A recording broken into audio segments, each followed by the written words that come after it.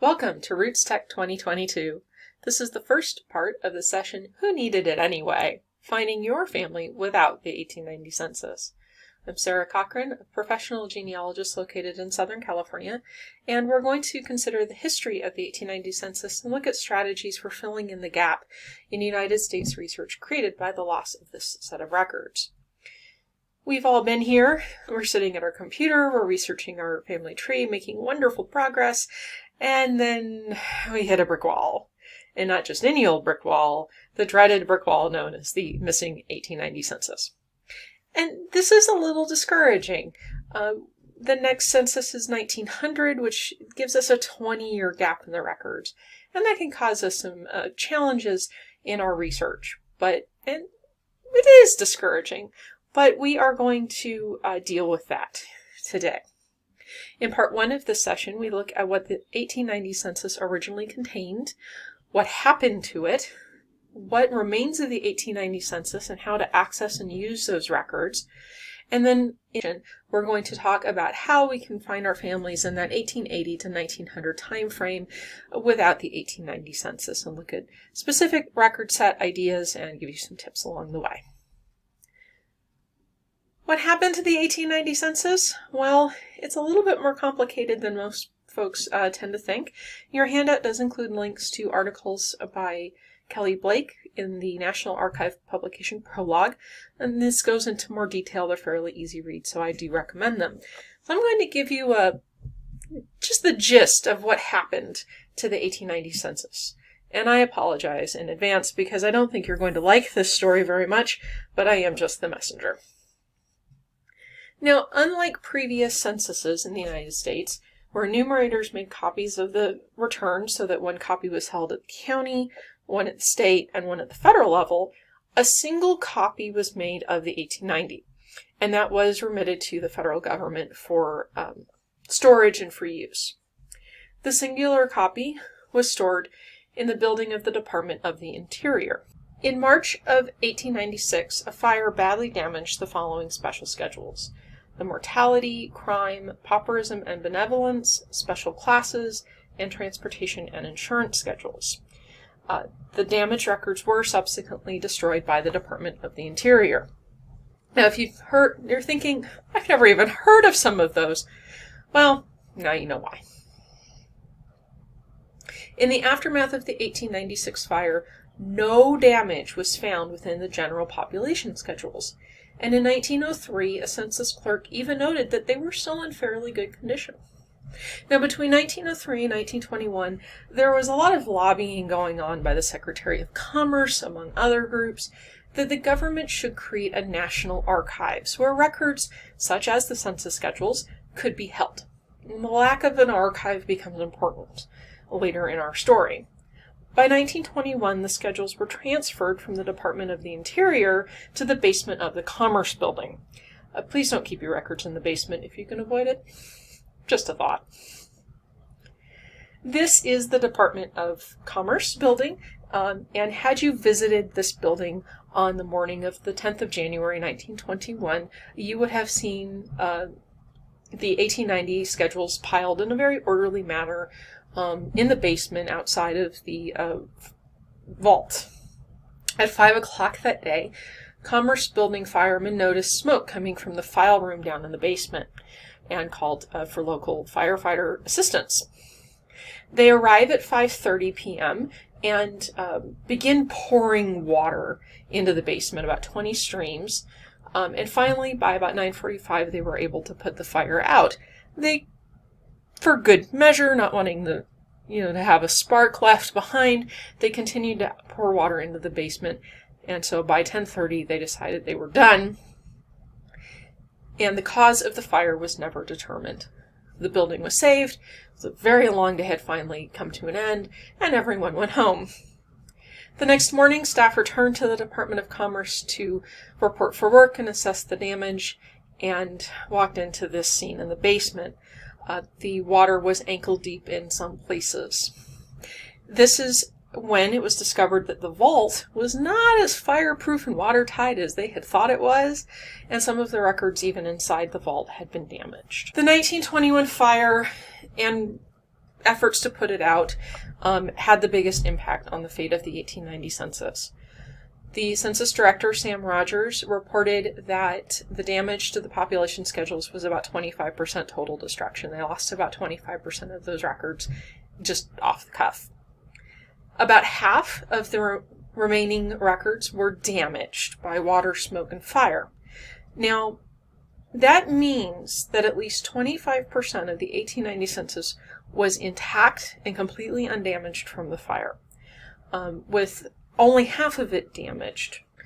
There were nearly 63 million people enumerated on these schedules. If you average 5 people appearing on a page, that's about 12.5 million pages of paper.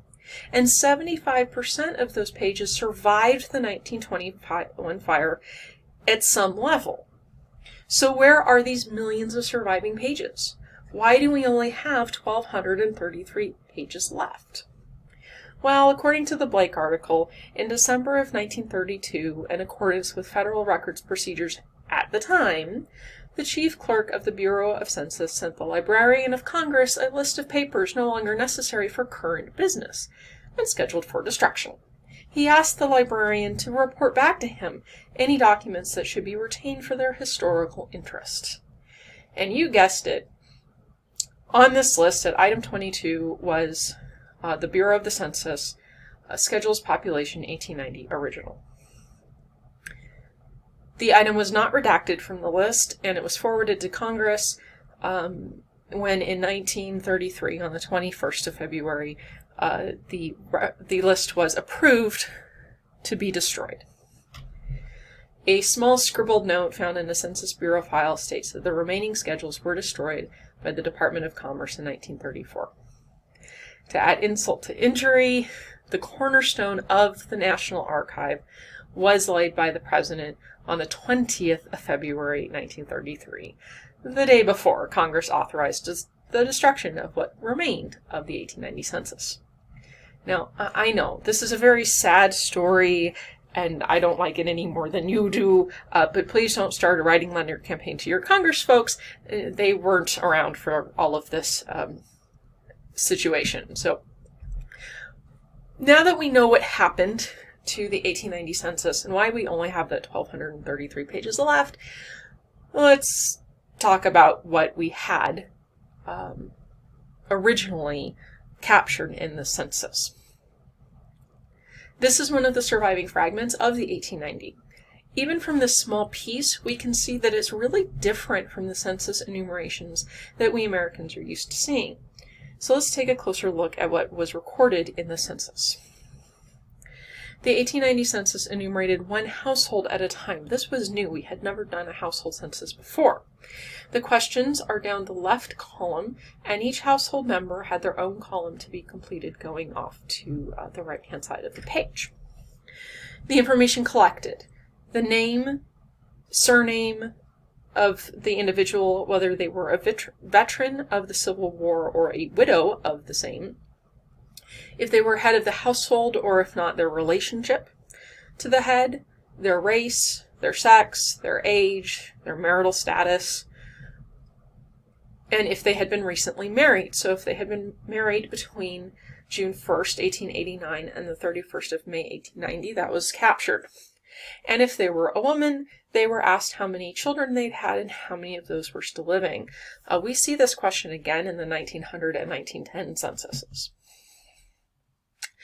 Further down the page, they were also asked for their place of birth, the birthplace of their parents, how long they had been in the United States if they were not born here, if they were naturalized, and if not, had they taken out first papers, had they stated their declaration to become U.S. citizens, what their profession was, months unemployed during the census year, so that June 1st, 89 to May 31st, 1890.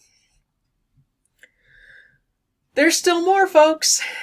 They were asked if they had attended school in the previous year, if they could read, if they could write, if they could speak English, and if not, what language they did speak. Now we're starting to get into these special schedules. They were asked about diseases. Now this does include chronic illnesses, and then also if they were to use the language of the day, defective. So this is if they were blind or if they were mute or were deaf, those types of, at the time considered defects, those disabilities. They were also asked if they were a prisoner, a convict, a homeless child, or a pauper. And as I mentioned, we saw these with the special schedules. If they answered yes to any of those questions for the supplemental schedules, that was cross-referenced on the census page. So you could quickly and easily go find the information about this individual on that schedule. And I have a self-portrait for you. I really want 1890 back. I think some of you do too. The good news is that there are 1,233 pages, capturing 6,160 individuals. Surviving snippets are available for these states. There's a more detailed list in your handout. So if you have family from any of these states, it's definitely worth taking a quick look to see if your family shows up. Now remember that the head of household is on the far left, and his family and the household members go off to the right. So you definitely want to browse around and look carefully, because your person might have been living with a family member. Their information might be lost, but that family member might have survived in the information. Okay. Fortunately, the rest of us have something to look at as well. A decent portion of the 1890 veteran schedule actually has survived to the current day. There's a detailed list in your handout of the locations. It's a lot longer for the population schedule, but generally speaking, it's alphabetical from Kentucky to Wyoming and includes Washington, D.C. So Louisiana, you're in luck. Alabama, I'm really sorry. So let's take a look at the veteran schedule and what it captured. The enumerator's instructions were to record the information for, and I quote from those instructions, those who had served in the Army, Navy, or Marine Corps of the United States in the War of the Rebellion.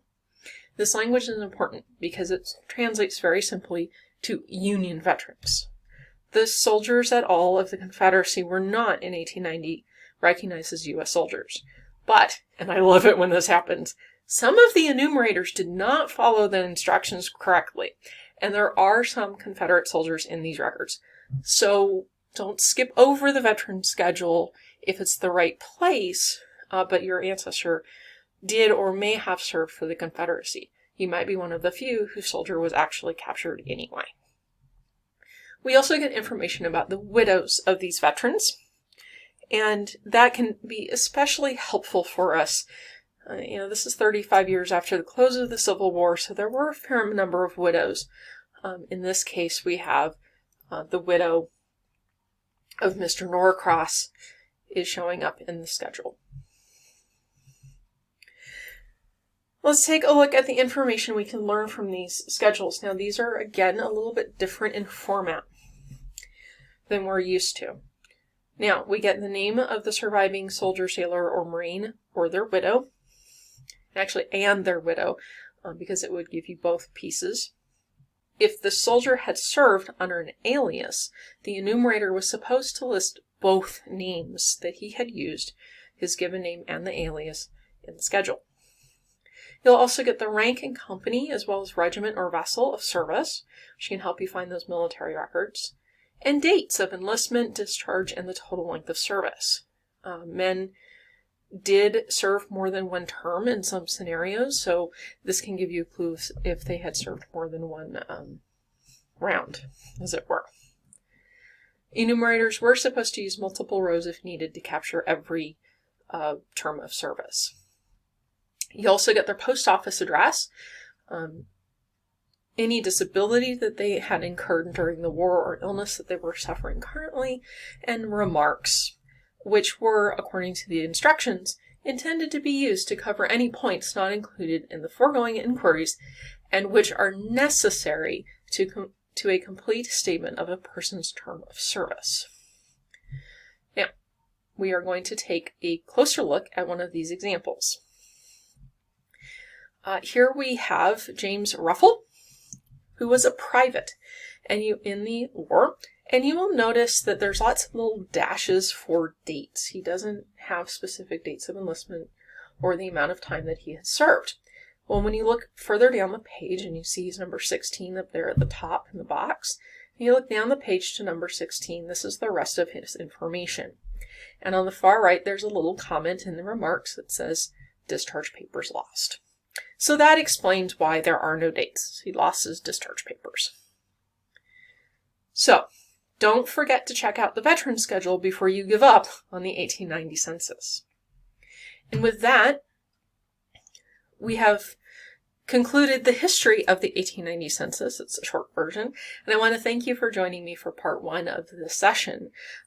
If you have questions, you can contact me through the information on the handout or what's on the screen.